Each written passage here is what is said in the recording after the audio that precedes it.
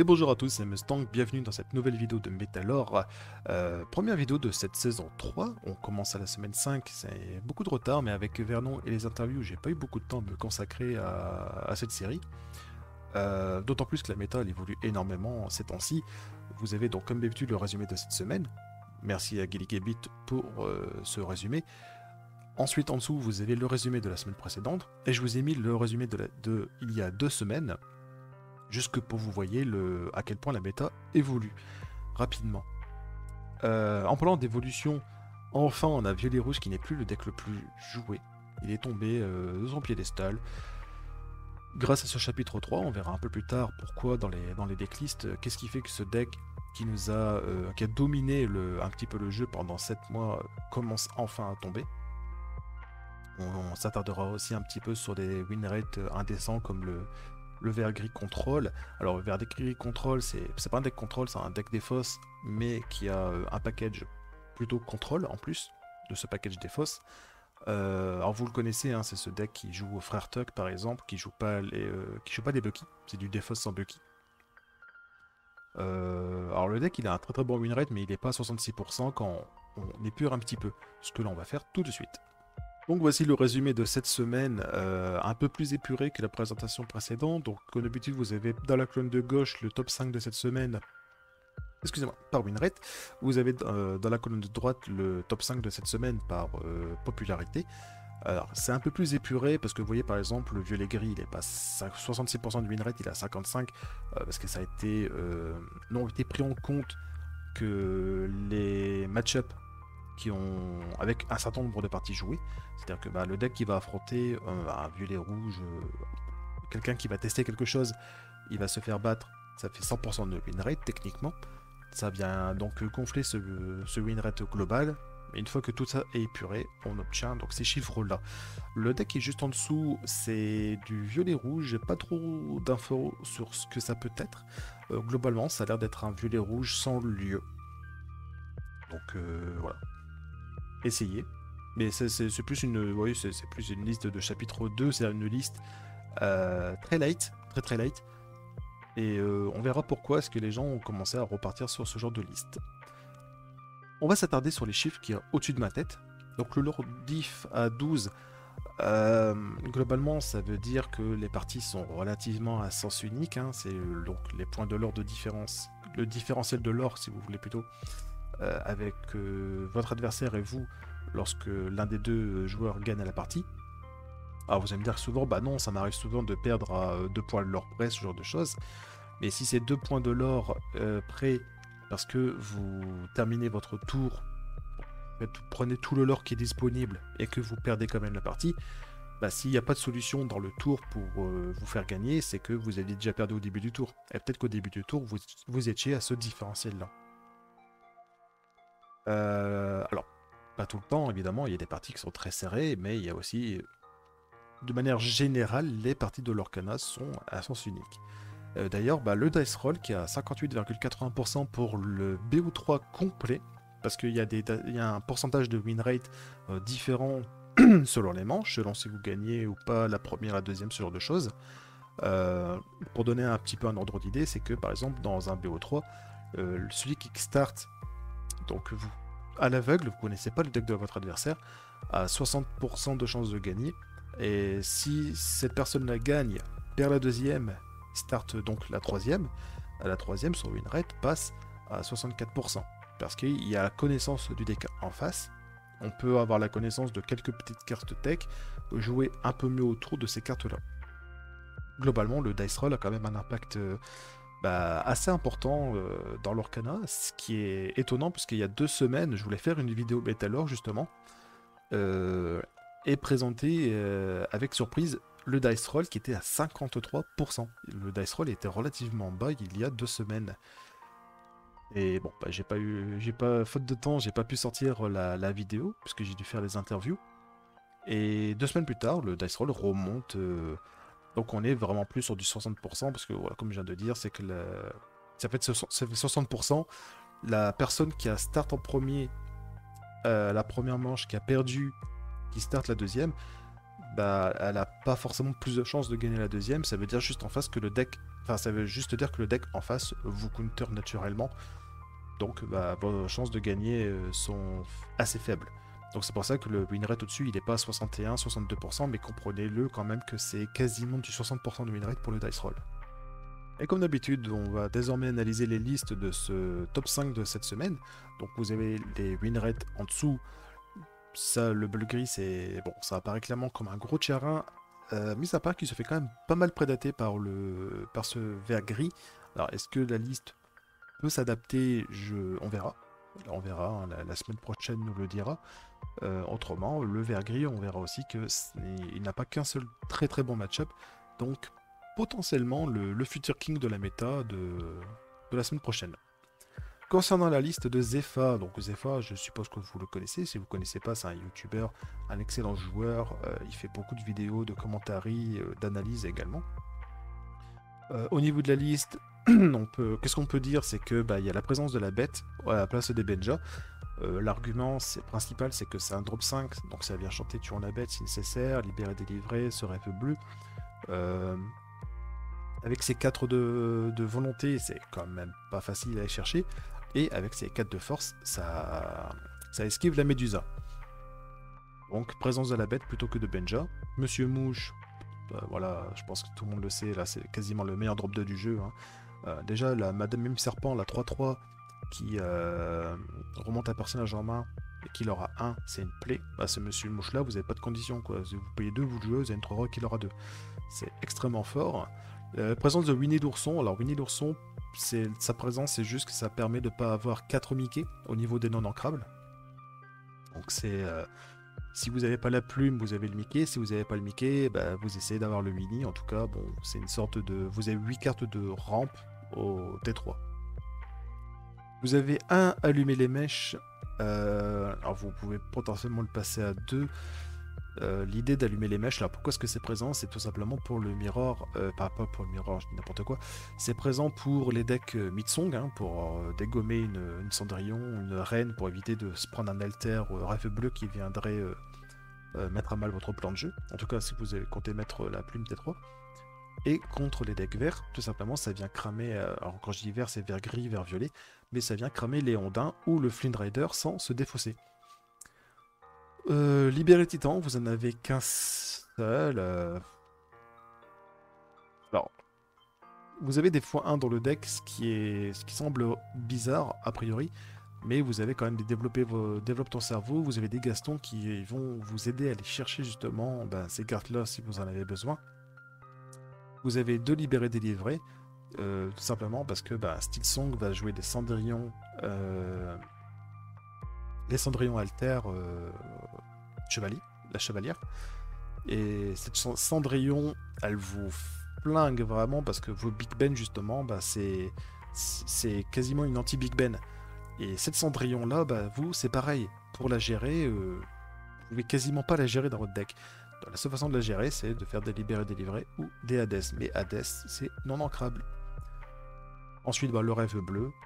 Ça change pas, hein, vous videz votre main, vous videz votre main, vous la mettez en encre, puis vous faites ce rêve bleu, vous repiochez une main de 7 cartes, sauf que vous avez 6 ou 7 encres, l'adversaire en a 4.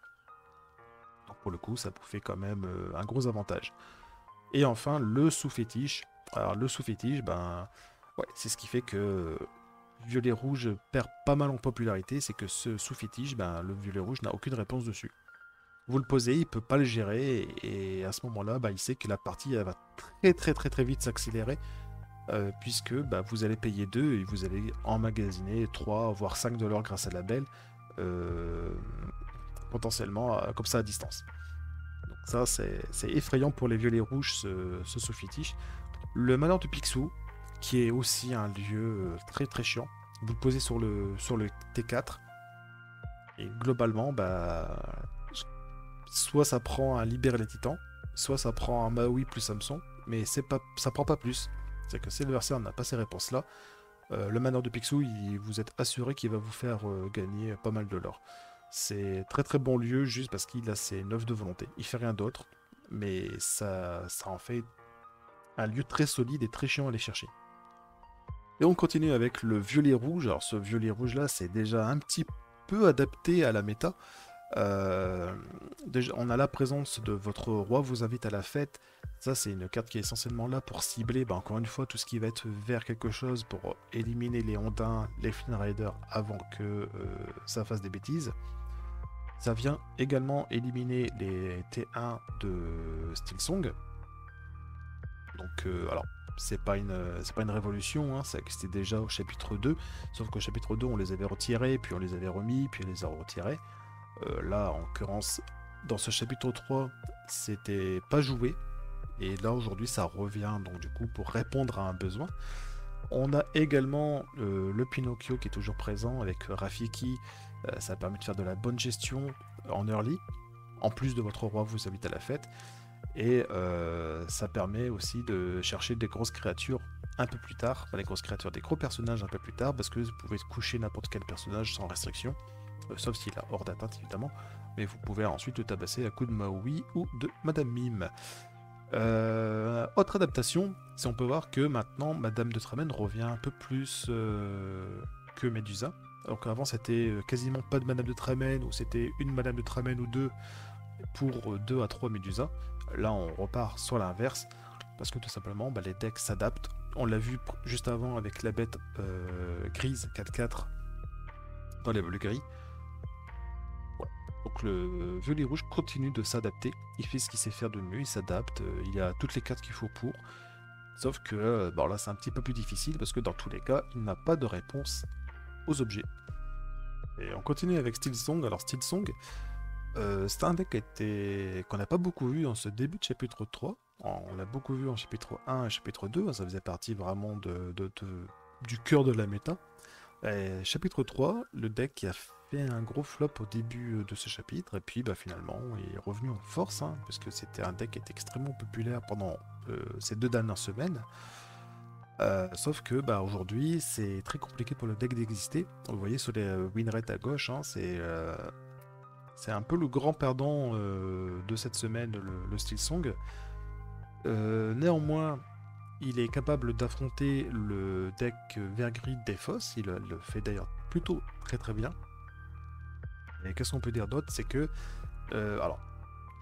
quand vous jouez contre un joueur qui joue jaune-gris, vous savez pas exactement contre quoi vous jouez. Alors évidemment, il y a une base commune à tous ces jaunes-gris. C'est un petit peu comme vert-gris d'ailleurs. Vert-gris, vous avez soit la version Bucky, la version Defos Control qu'on verra juste après. Vous avez la version BetoTK, même si ça disparaît quasiment. Les versions Pure Control. Donc vous avez vraiment beaucoup de versions différentes. Donc là, vous avez une version flûte. Donc la version flûte, c'est le même principe que le chapitre 2, tout simplement.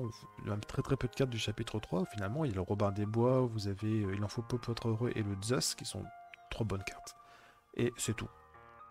Et l'idée, c'est que juste que vous allez jouer, vous allez setup des flûtes de dormeur, et à tous les tours, vous allez jouer une chanson, activer vos flûtes, jouer une chanson, activer vos flûtes, etc. Afin de simplement gagner comme ça, un petit peu comme un grimoire de sorcier en violet, en fait, tout simplement. Vous allez grappiller du lore petit à petit. Vous allez avoir une excellente gestion de board dans ce deck-là, grâce à toutes vos chansons. Donc vous avez Zeus qui met 5 blessures à une cible, personnage ou lieu. Le tuant la bête qui met 2 à tout le board, l'anti-aggro par excellence. Plus ardent que le feu des volcans qui fait une blessure par personnage que vous avez en jeu à un autre personnage. Perdu dans l'hiver qui inflige 2 pièges 1. Et il en faut peu pour être heureux, qui tout simplement vous allez regarder la main de votre adversaire et vous allez pouvoir lui défausser une carte non personnage. Ça c'est extrêmement fort c'est extrêmement fort comme carte, tout simplement. Vous voyez déjà la main de votre adversaire, donc même si vous n'avez pas de cible, vous avez la connaissance de ce que l'adversaire a en main. Et surtout que cette carte à elle seule vous fait quasiment gagner 10% de win rate par rapport à vos pires match-up de chapitre 2. Mais ça suffit pas tout à fait, puisque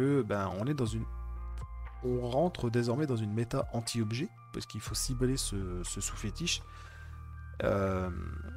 Et malheureusement, c'est que ce deck-là, c'est un petit peu un dommage collatéral, mais vous lui supprimez les flûtes, il perd quand même pas mal de capacité de lore au final. Et également, on est dans une méta un petit peu anti-chanson, et ce deck-là, s'il perd ce rêve bleu, il a beaucoup de mal à repartir. Donc c'est souvent un deck de Enfin, c'est presque un deck de all-in, hein, ce Silsong. C'est soit vous faites vraiment une sortie très très forte et l'adversaire ne peut absolument pas vous battre, parce que la sortie de Silsong, quand vous avez le start, vous faites une bonne sortie, c'est quasi imbattable. Par contre, vous ratez un petit peu votre sortie, ou alors votre adversaire vous fait défausser votre œuf bleu, vous pouvez pas vous n'arrivez pas à repartir. Et là, ça va être très très dur, il va falloir faire des très bons top decks. Ensuite, donc ça c'est la version flûte, vous avez une version classique, lanterne. Donc là, globalement, vous avez quasiment le même deck en face de vous, vous remplacez juste les flûtes par des lanternes. Là, il n'y a pas de Robin des Bois 2 non ancrables dans ce deck-là, ils ont été remplacés par des Stitch Surfer. Voilà, globalement, ça reste le même deck. Sauf que, alors l'avantage de ce deck-là par rapport à l'autre, c'est que les match-ups vont pas être les mêmes. Ce deck-là, enfin cette version-là, a un léger meilleur win rate contre bleu-gris parce que tout simplement ça vous permet de jouer la Cendrillon Alter sur le T4. Donc, une fois que votre Cendrillon Alter a les setup et qu'elle est setup avant le Big Ben adverse, là vous êtes une vraie menace et l'adversaire il va vraiment galérer à gérer votre Cendrillon en bleu-gris. Il n'aura pas beaucoup de choix, ça sera le libérer délivré ou Hades. Sinon ça va être très compliqué pour lui. En revanche, vu que c'est un deck qui se base beaucoup plus sur le board, évidemment, hein, si vous affrontez bleu-rouge, si vous affrontez violet-rouge, ça va être très compliqué. Là où la version flûte se base beaucoup moins sur le board, et vous allez juste pouvoir, notamment contre violet-rouge, vu qu'ils n'ont pas de gestion d'objets, vous allez setup vos flûtes tranquillement, et puis vous allez chanter, gagner, générer beaucoup de points de l'or. A noter qu'il y a un joueur actuellement sur le ladder hardcore, qui doit être 7ème je crois actuellement. Lui s'est dit, bon les lanternes ça fait chier parce que y a des pet objets, les flûtes ça fait chier parce qu'il y a des pet objets. Il s'est dit tiens, il va tester le lieu en jaune, la terre des lions. Donc c'est un lieu qui coûte 2, qui n'est pas ancrable, qui a 7 de volonté. Ça vous coûte 2 encres pour déplacer un personnage à l'intérieur. Les personnages à l'intérieur ont plus 2 de volonté, mine de rien ça se prend. Et surtout, ça fait, une fois que vous avez un roi ou un prince dans ce lieu, ça vous donne effet lanterne en permanence. Tous vos personnages coûtent 1 de moins à jouer. Actuellement, il est en train de grimper le ladder grâce à ce lieu. Donc on verra, est-ce que c'est un effet de surprise qui fait que ça fonctionne? Un petit peu comme Silsong, qui a été très populaire pendant 2 semaines et qui aujourd'hui se casse un peu la gueule. On verra. Mais si jamais vous n'êtes pas chaud de jouer des objets dans cette méta anti-objet un petit peu, le lieu semble fonctionner. On arrive déjà à l'avant-dernier deck qui est donc bleu-rouge contre le lieu. Ce deck-là, il a un late game qui est extrêmement puissant. C'était déjà plutôt un bon deck dans ce chapitre 2, mais on sentait qu'il lui manquait un petit truc pour être vraiment un deck très très très solide. Et ce truc là il est arrivé dans ce chapitre 3, hein, ça s'appelle le sous-fétiche, ça s'appelle aussi le manor du Picsou, un petit peu. C'est une liste qui a déjà commencé à pas mal s'adapter à la méta actuelle. Donc là le deck il avait à la base un late game très puissant, mais il avait un early game un petit peu dégueulasse. Voilà. Donc là on a mis un peu plus d'early game, un peu plus de gestion en early, surtout contre les decks verts, hein, le Ondin, le Fundrider T1, T2. Ça faisait beaucoup de mal le temps que vous arriviez à stabiliser la partie. Malheureusement très souvent l'adversaire avait pris beaucoup trop d'avance au lore. Donc là vous avez des reines de cœur de 2 charges, vous avez le Stitch fusée 3-1 charge, qui est, faut le respecter, parce qu'une fois que vous savez que l'adversaire le joue, même si, enfin vous savez pas que s'il le joue en x1, mais quand vous prenez un Stitch fusée, c'est très compliqué de, vous devez jouer autour en fait. Et c'est vraiment une excellente carte, hein, ce Stitch fusée. Vous avez le retour de la grand-mère Tala qui vient mettre un petit peu de présence. Vous avez Je Vole également qui vous permet de ramp depuis le deck et pas depuis la main grâce à la plume. Donc ça c'est notamment pour améliorer un petit peu le match-up Défausse. Parce que dans l'idée c'est que forcément dans le deck Défausse ça va défausser toute votre main. Alors si vous défaussez votre main avec la plume, mais vous jouez pas rêve bleu. Donc vous pouvez pas vous remettre à un moment donné cette carte en main. Il faudra les piocher, Glassalo, Flaversham, Gaston, développe ton cerveau. Mais globalement, si vous videz déjà naturellement votre main à cause de la plume, bah, le deck des fosses il se régale. Et donc c'est pour ça qu'il y a la présence de la Grammartala, de jeux vol pour aller chercher du ramp en dehors de votre main. Les Mickey également. Judy Ops qui est là, donc c'est bleu-rouge, vous avez pas forcément de pet objet, mais Judy Ops joue ce rôle puisque vous pouvez casser un objet de l'adversaire, son propriétaire pioche une carte. Bah oui, évidemment, ça vous fait péter la plume contre un bleu-gris, ça fait péter la plume contre un bleu-rouge, ou ça fait casser un sous-fétiche. Vous avez toujours après, les bonnes bases, le Maui 6-5 charge combattant pour 5 incrables. Une carte de zinzin, paraît-il. Hein. Le Gaston qui ne prend pas Medusa, donc actuellement est plutôt une bonne place dans la méta. On a le Scar qui est en x1 qui fait office de 5ème soyez prête. Parce qu'encore une fois, on est dans une méta à la fois anti-chanson et anti-objet. Donc vous faites défausser soyez prête. Bah, le Scar ça tombe bien, il nettoie très très bien le board également. Ensuite, bon, vous avez du late game, vous avez Tamatoa qui fait un gros late game, vous avez de Maléfique Dragon qui fait un gros late game également. Vous avez votre aura vous invite à la fête, toujours dans la même idée que vous voulez faire de la gestion en early game, parce que c'est votre principal défaut dans ce deck-là. Donc Grand-Mère Tala qui chante exactement votre roi vous invite à la fête, vous faites 2 dégâts à des ondins, un truc qui leur un petit peu trop rapidement. Vous bannissez Grand-Mère Tala et en plus vous gagnez une encre, en ancrant Grand-Mère Tala du coup. C'est tout bénef. Et enfin, bon, vous avez forcément ce sous-fétiche. Donc le sous-fétiche qui, bah, là vous n'avez pas de belle dans cette liste-là. Si vous voulez jouer une belle ou deux, vous pouvez le faire, c'est pas interdit. Mais globalement, bah, si vous allez poser Gaston, activez le sous-fétiche, gagnez 3 de l'or. Si l'adversaire au prochain tour ne vous gère pas Gaston, bah, vous gagnez encore 6 de l'or. C'est comme ça que vous gagnez principalement. Le malheur du Picsou, c'est comme pour le bleu-gris, hein, c'est un lieu qui, soit l'adversaire a la réponse instantanément avec Libère les Titans, soit il n'a pas la réponse. Et alors là, malheureusement, il y a beaucoup de lore qui vont être encaissés par ce lieu qui a 9 de volonté. On peut dire aussi, on peut noter la disparition de Medusa dans la liste. Donc pour toutes les raisons que j'ai évoquées avant, hein, c'est que les decks sont adaptés à Medusa en privilégiant les personnages avec 4 de force. Et bah, donc du coup, ce deck s'est dit, bon bah du coup, on va retirer les Medusa et remettre des Tremel, hein, tout simplement. Et puis voilà, ainsi de suite, j'imagine qu'à un moment donné, on reverra des Medusa et des Tremel, et on reverra peut-être des Benja à la place des bêtes, de nouveau. On verra. Mais ceci dit, oui, c'est vrai que vu que tout le monde commence à vraiment tourner autour de Medusa, autant la retirer pour remettre une Tremel. Et on termine cette semaine avec le meilleur deck de cette semaine, donc le vert gris défausse contrôle à 55% de win rate. Donc ça c'est la liste de Brindleborg qui a fait 3ème à un gros tournoi de Pixelborn il y a quelques jours à quasiment 300 joueurs. Donc tout à l'heure je disais que ce qui apparaissait comme le meilleur deck du format c'était bleu-gris avec tous ses win rates un peu délirants, sauf un qui était ce vert gris. Et bien là, vous voyez que ce vert gris, finalement, il a des win rates encore plus délirants, sauf un qui est Mitsong, mais même ce Mitsong là, il est pas si bas que ça, quoi. Il est pas loin des 50 non plus. Donc c'est un deck qui est extrêmement solide. Alors, il est appelé Défausse Control. Ceci dit, vous avez quand même un plan de jeu très agressif à la base de Ondin, de Flynn Raider, de Monsieur Mouche. Vous avez quasiment que des personnages qu'il aura 2, à part le Captain Crochet et les d'Ursula. Vous avez un plan de jeu Défausse qui est extrêmement solide, avec le prince Jean qui a Ward, et puis d'ailleurs vous avez le frère Tuck qui vient parfaitement dans la curve. Et alors pour rappel, le frère Tuck, c'est qu'une fois qu'il est joué, le joueur qui a le plus de cartes en main se défausse d'une carte.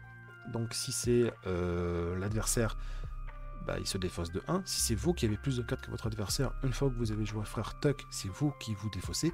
Et si vous avez le même nombre de cartes que votre adversaire, ce sont les deux joueurs qui se défaussent. Sauf que vous avez le prince Jean sur le board, ce qui fait que vous allez perdre une carte, l'adversaire va perdre une carte, vous allez en piocher une. Donc dans tous les cas, c'est quasiment tout bénef pour frère Tuck. Donc il vient bien compléter cette curve-là. Vous avez quand même des bons...